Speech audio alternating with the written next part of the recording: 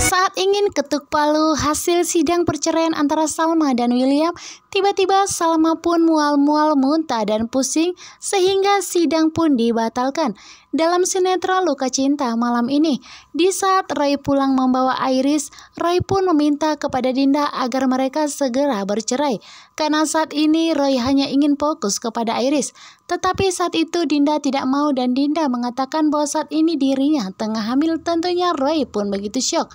Sementara itu saat ini Ibu Ayunda pun begitu panik karena Kelvin begitu sangat marah kepadanya.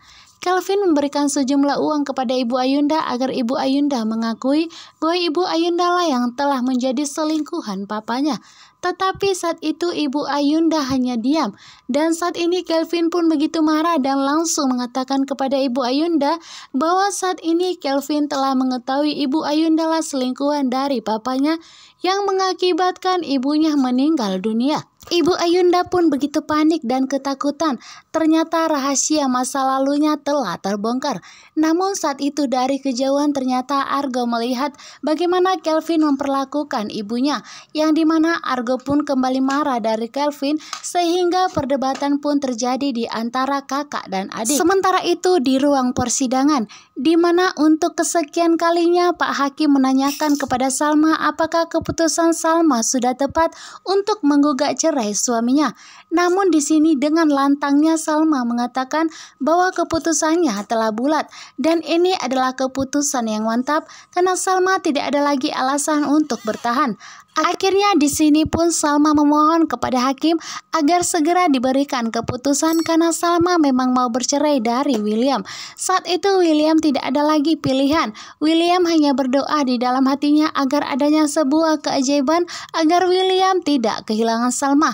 Namun di saat ingin ketuk palu, hakim mengatakan bahwa sidang mediasi telah gagal dan inilah penentuan di mana Salma dan William akan bercerai. Saat ingin ketuk palu tiba-tiba Salma pun mual-mual muntah dan pusing yang tidak tertahankan.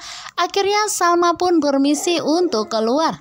Padahal sidang keputusan ketuk palu belum ditentukan, tetapi ternyata Salma sudah keluar sehingga persidangan pun harus dibatalkan. Saat ini William pun begitu panik dan ketakutan terjadi apa-apa dengan Salma.